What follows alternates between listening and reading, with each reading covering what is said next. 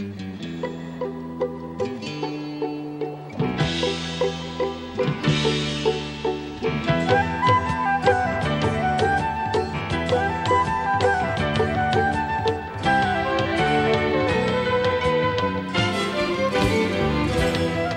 you for joining us. Our guest today is Congressman Alcee Hastings, representing the state of Florida. He was first elected in 1992 and is now serving his 11th term in the Congress and is a senior member of the House Committee on Rules. He is dedicated to many essential causes and has an excellent perspective of what the priorities should be at this time in history, and will share his views on these subjects following these messages. We started with a blank slate, and then we added you, because you wanted a tablet that felt perfect in your hands, dual cameras so you can capture everything. You wanted Beats audio, and a tablet that runs Android, the most popular mobile operating system in the world. Introducing the Slate 7 from HP, the game-changing 7-inch Android tablet. Because for you, getting it exactly right matters. I read Life Extension magazine to keep abreast of medical discoveries that can literally save my life. Life Extension's track record, dating back to 1980, shows they are decades ahead of conventional medicine in identifying proven methods to prevent and treat the diseases of aging. Reading Life Extension magazine will empower you to take control over your health and longevity. And as a special favor to me, the Life Extension Foundation will give a free 1-year subscription to anyone today. Just call the number on this screen to obtain your free Life Extension subscription. There's no cost, no obligation, just the opportunity to discover solid options to live longer and better. Call the number on the screen today to start receiving Life Extension magazine each month. Take charge of your health. Get your free subscription to Life Extension magazine now by calling toll-free 1-800-509-9117 or visit www.lef.org.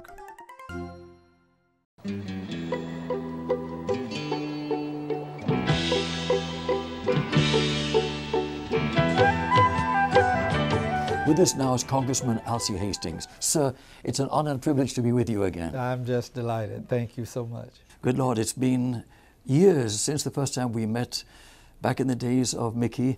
But anyway, let's get down to business. And that would be Mickey Taines, so that's people right. don't think it was Mickey Mouse. Absolutely not. No, the mouse has done very well yes. in Central Florida. Anyway, so here we are, and issues always at hand, such as emergency unemployment benefits. Tell us a little bit about your concern in that regard. I have immense concern. Every week that passes, 76,000 people enter into unemployment in this country. And in December, when the unemployment compensation measures died, we didn't restore it as we normally have. So now we are into April, and there are at least 2.5 million Americans at this time who should be or that are not receiving unemployment compensation. It has a devastating impact, and the best way to describe it quickly would be to point out that for every dollar spent on unemployment compensation for individuals, $1.52 comes back into the economy. So when all is said and done, it is a win-win proposition. But it's caught up in an ideological lock between Democrats and Republicans. And the House of Representatives will not put it on the floor, even though the United States Senate has passed a measure, as they did 3 weeks ago, to allow for unemployment insurance to be paid to people. I just find it devastating that we're leaving this many people in the lurch. And these are real stories, real Americans who have worked hard and willing to work hard that are now put in this awful position. Speaking of employment, you're also working toward raising the minimum wage. Tell us about that. Yeah, many of us in Congress have sponsored measures, 186 Democrats on the measure called 1010, and that's to allow for $10.10 minimum wage to be added to our roles for individuals that are employed. The problem that I have living in a county like Broward that does address this with a living wage is to hear the corporate structures argue that the minimum wage, if it were to be increased to $10.10 an hour, will cause businesses to collapse. Well, that's just not what I have experienced in my years here on earth. I start with 25 cents an hour work as an individual, seeing $1 an hour minimum wage, a $2.25 minimum wage, a $5.15 minimum wage, and now we're talking about people not able to get $10.10 an hour. I don't even think it's enough. But here again, we're caught up in an ideological dispute between Democrats and Republicans, and we're not addressing this in a meaningful way. Here again, I think we're leaving people in the lurch. If you take into consideration the number of people that are receiving $7.15 or $7.35 an hour, and you match that up with the poverty line, you will see people that are not teenagers. That's what some people think minimum wage means. You're talking about people 35 years and up who are receiving the minimum wage, and you cannot raise a family on that. Not at all.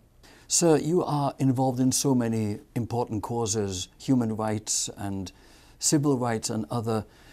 What are your views on intercommunity relations right here in South Florida?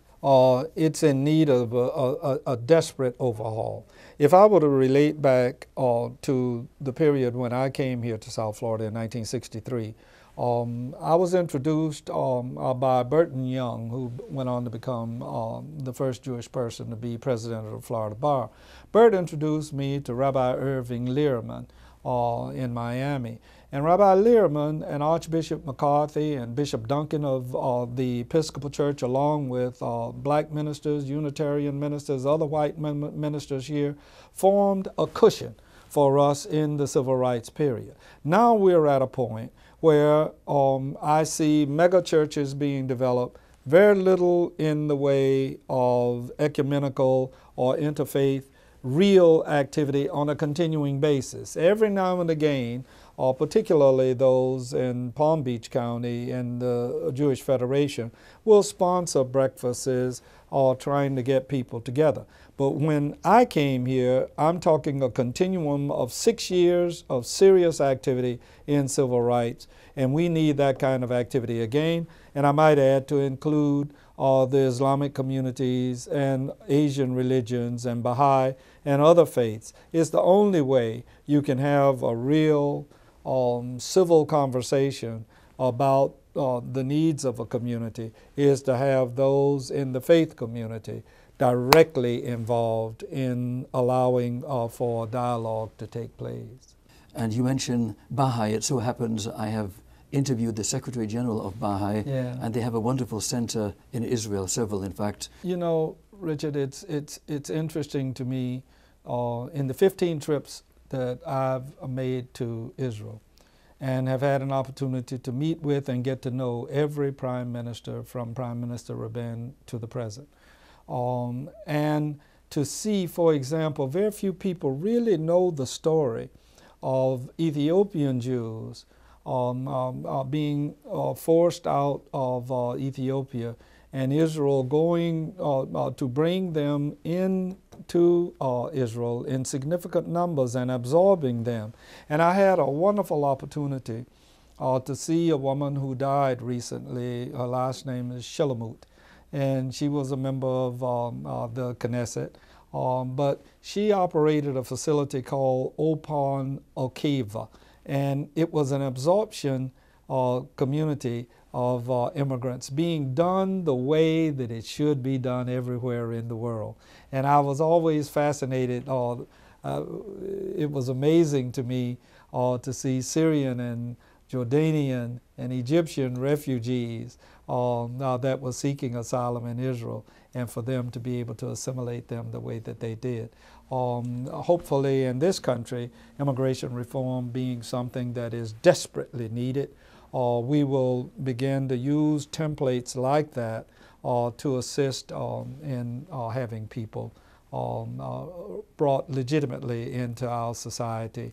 It will be an economic thrust that is needed, in addition to the fact it's the humane thing to do rather than have people cowering in fear of the Immigration Department. I had an opportunity on yesterday, April 21st, I guess, with the Immigration and Customs Department to swear in 10 citizens from Nigeria, from Brazil, from Colombia, from Moldova, from Mexico, and from Trinidad Tobago.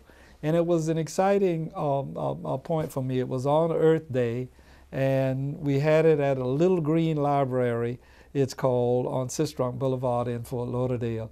And it was quite a remarkable experience for me and for that small number of new American citizens, and to see how authentic they are in their allegiance to their new country.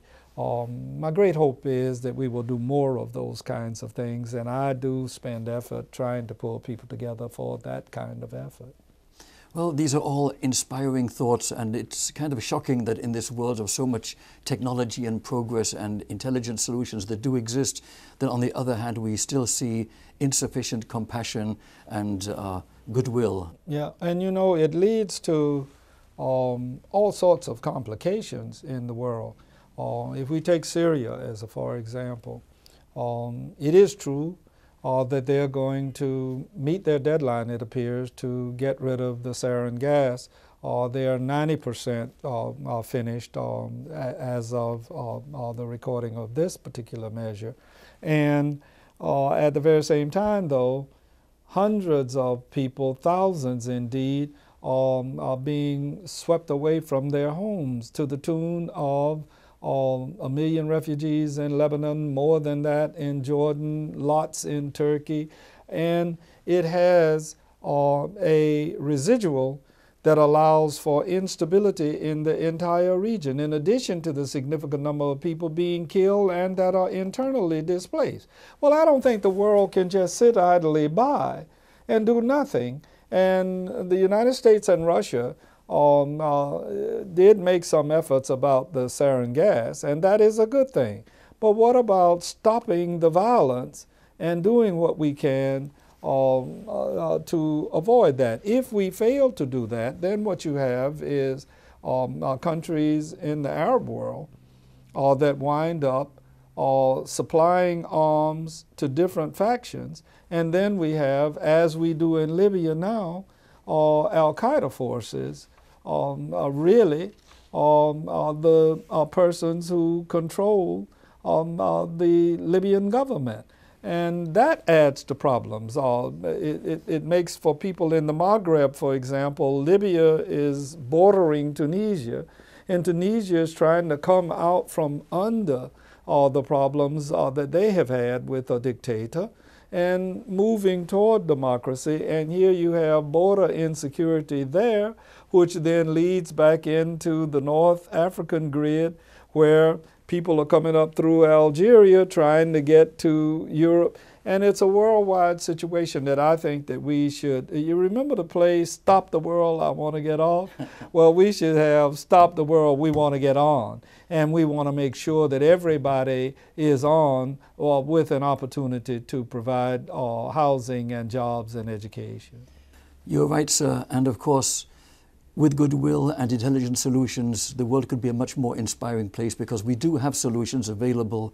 And in the Middle East, so much more would be achieved in cooperation rather than all of this hostility. Right. But the other area of vital concern at this point is, of course, Ukraine. And Vice President Biden was there recently and made pledges with reference to nominal assistance financially. It appears to me that what Ukraine needs, and I do believe that the exercise in Latvia, in Estonia, and in Poland, and Lithuania is a necessary exercise. But that amounts to the same kind of bluster that Putin puts forward with 40,000 troops on the border of eastern Ukraine, and it signifies that an unwillingness to sit down and really talk through issues. I'm not naive. I recognize that the world is a complex place, but I don't believe that we're going to satisfy the requirements of humanity by killing each other. I don't see how war has provided any assistance. And if you think I'm kidding you, then ask the number of people who have family members that have been killed in war. What did we achieve? I defy anybody in your audience to tell me what positive we got out of Iraq, having lost 5,000 people in our society and spent more than $1 trillion.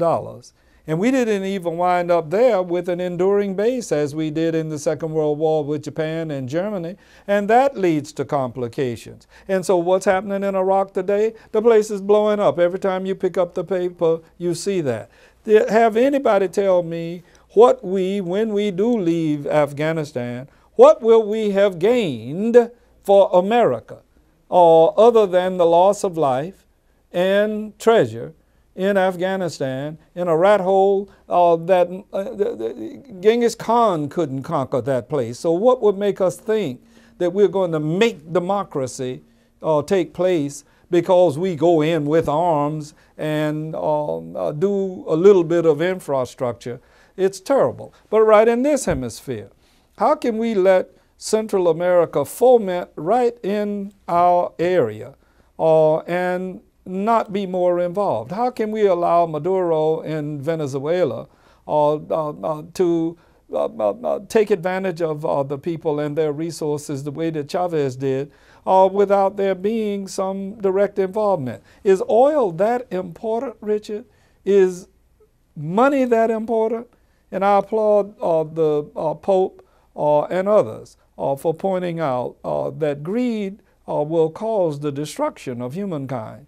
And I feel very strongly that we should be better about our society than that. And then if you move into another arena, what with Earth Day just having passed, and I'm in the Everglades this week with the Miccosukee Indians, and then on to Pahokee, which demonstrably shows a wide array of issues that are vital, having to do with our infrastructure and potable fresh water. Again, something that Israel could teach America and others around the world about desalinizing as they have in the Mediterranean. We need to begin to do that because we may run into potable fresh water issues of major consequence. We just came off, and you probably know, we just came off of serious legislation that allowed that we were able to abate the circumstances that were about to cause Florida's flood insurance about to rise so high that people couldn't afford it. There are so many issues of concern, and of course, crime right here in the United States. In fact, the Treasury Inspector General for the Tax Administration said last year that $3.6 billion was paid out in 2011 on fraudulent tax refunds. I'd like to ask you, what can Congress do to make the IRS fix these problems of billions of dollars in losses? That's an incredible question, and I think we should start with tax reform itself. But tracking thieves is incredibly difficult, and we've moved into an era now where people are taking advantage of those who on the internet filing their taxes, and people going to mailboxes and snatching out information of individuals. But what we need to do is get off of the IRS's back and give them the necessary resources to be able to make sure that they are dealing with a taxpayer that has realistically offered their information, and to ferret out the thieves and to put them in jail. But we can't do that if we continue to make IRS the target of political activities, as I'm witnessing with Darrell Issa's committee in Congress. It's a serious problem, but I'm not sure that legislation alone is going to answer it, but I believe the IRS can if they have the resources, which they do not have at this time. Identity theft is hurting thousands of innocent people.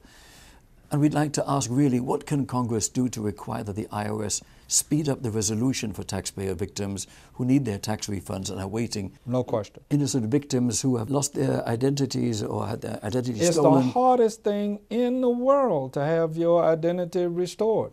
All of us are victimized by this. I've had the United States credit card that I used to purchase office equipment was compromised. You understand? And then it took forever to get it straight. In the meantime, I had to use my money to go out and buy the supplies and then get paid sometime later on, which impacts what we do. That and wage theft is yet another one of the issues that corporations take advantage of people. I don't know what all of the answers are, but we should simplify the tax measures in this country. And I believe that we can do that. And my hope is that we will, but I don't think it's going to happen in 2014. You have all of these years, good Lord. These are such important concerns to so many people. And you, sir, you've been in Congress for so many years, involved in all of these initiatives. I'd like to ask you, with your colleagues in Congress, have you ever considered sponsoring legislation to solve this IRS problem? I would support that. And I believe there are measures in the pipeline that will deal with that. But where we are right now in the House of Representatives is we're in a do-nothing posture. And that is regrettable, because what winds up happening is we are hurting not just in the area that you are talking about, but in Medicare fraud. We have billions of dollars that are lost by virtue of not being able to address this problem. Many of the United States attorneys are setting up entities within their framework to go after these people. But here again, it takes time and it takes money. And I'm hopeful that we'll be able to deal with it. So many areas that need to be fixed in our world, and it's good that there are people in the position you're in to address these issues and move forward. You're very kind. I have been involved in working with my constituents and with people in the world for a long time. The one thing that I can say is all of the problems that we face domestically can be summed up as the inadequate triumvirate of the triumvirate of inadequate jobs, inadequate housing, and inadequate educational opportunity. And I, for the life of me, believe that we're a better society than is manifested by our politics, and I'm hopeful that we'll be able to change. Okay?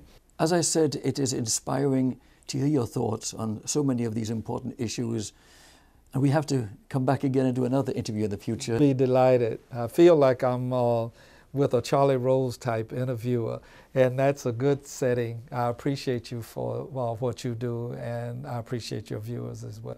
Thank you, sir. Appreciate it. All right. I'll be right back.